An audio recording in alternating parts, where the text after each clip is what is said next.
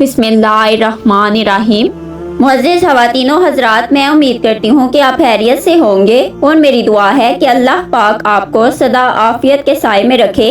अस्सलामु अलैकुम प्यारे दोस्तों। आज की इस वीडियो में आपको बताऊंगी कि मोर को जन्नत से क्यों निकाला गया, इसके पीछे क्या वाक़या था। लिहाजा आपसे गुजारिश है कि वीडियो को एंड तक लाज़मन देखिएगा। दोस्तों, मोर जितना अब खूबसूरत है, इससे कहीं ज़्यादा जन्नत में खूबसूरत था। मोर की खूबसूरती पे सभी परिंदे फिदा थे, लेकिन इन सब खूबियों के बावजूद मोर से ऐसी कौन सी खता हो गई थी जिससे अल्लाह तबारक व तआला ने मोर को जन्नत से निकाल दिया। नाज़रीन, अल्लाह तबारक व तआला ने जब हज़रत आदम अलैहिस्सलाम और अम्मा हवा को पैदा फरमाया, उसके बाद उनको जन्नत में भेज दिया। वो दोनों जन्नत में बहुत ही पुरसकून रहते थे और बहुत ही लजीजा मेवे फल खाया करते थे। लेकिन एक अनाज जिसको खाने से अल्लाह पाक ने इन्हें मना फरमाया, और वो अनाज गंदम था।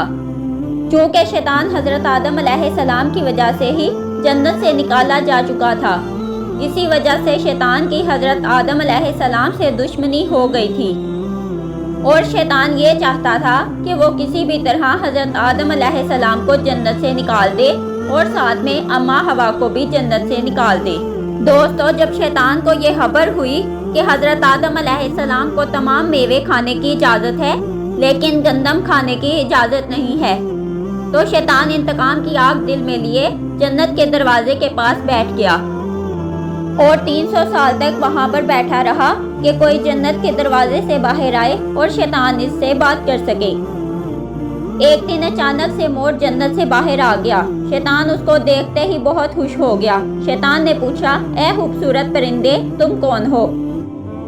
मोर बोला, मैं मोर हूँ, अब तुम अपना तारुफ करवाओ। शैतान ने जवाब दिया कि मैं आलिम करूबिया का एक फरिश्ता हूँ और मैं अल्लाह पाक की इबादत से एक पल भी गाफिल नहीं हूँ, और मैं चाहता हूँ कि मैं जन्नत में जाऊँ, वहाँ की नेमतों का अपनी आँखों से मुशाहिदा करूँ। शैतान मोर से कहने लगा कि तुम मुझे जन्नत के अंदर ले जाओ, मैं तुम्हें 3 ऐसी बातें बताऊँगा जिससे तुम्हें अब्दी ज़िंदगी हासिल हो जाएगी और तुम्हें बढ़ापा और बीमारी नहीं आएगी, तुम हमेशा जन्नत में ही रहोगे। शैतान की ये बातें सुनकर लालच में आकर मोर ने कहा कि मुझ में तो इतनी ताकत ही नहीं है कि मैं तुम्हें जन्नत के अंदर ले जाऊं, लेकिन एक सांप मेरा दोस्त है, वो शायद तुम्हारी मदद कर सके।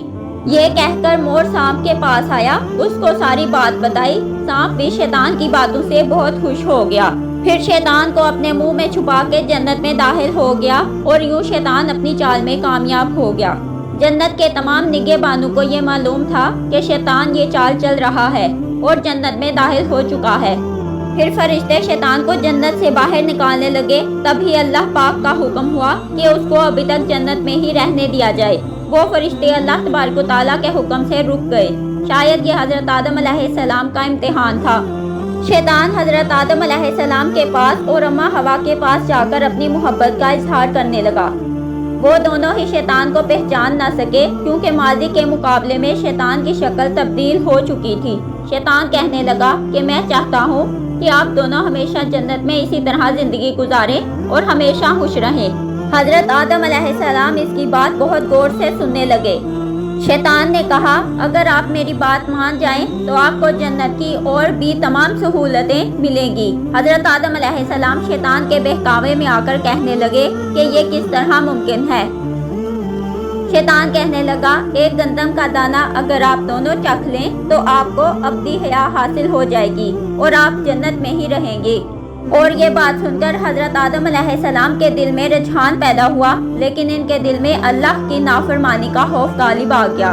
जबकि अम्मा हवा शैतान की बातों में आ गई, जिस पर अम्मा हवा ने हज़रत आदम अलैहिस्सलाम को राज़ी कर लिया और फिर इसके बाद इन दोनों इस गंदम के दाने को चख लिया। जैसे ही गंदम का दाना इनके अंदर गया तो दोनों के सतर वाज़िया हो गए, जिसके बाद दोनों अपने अपने सतर छुपाने लगे और खौफे खुदा से कांपने लगे। इसी दौरान अल्लाह तबारक व तआला ने फरिश्तों को यह हुक्म दिया कि हज़रत आदम अलैहिस्सलाम और अम्मा हवा दोनों को ज़मीन पर उतार दो। हज़रत आदम अलैहिस्सलाम को श्रीलंका के करीब नीचे ज़मीन पे भेज दिया, जबकि अम्मा हवा को जद्दा की सरजमीन पर उतारा गया। اور جن خوبصورت پیروں سے چل کر مور شیطان کو جنت کے اندر لے کر آیا تھا وہی خوبصورت پاؤں اللہ پاک نے مور سے لے لیے۔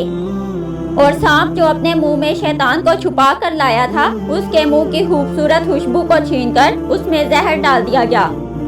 اور پھر مور کے ساتھ ساتھ سانپ کو بھی اللہ تبارک و تعالیٰ نے جنت سے نکال دیا۔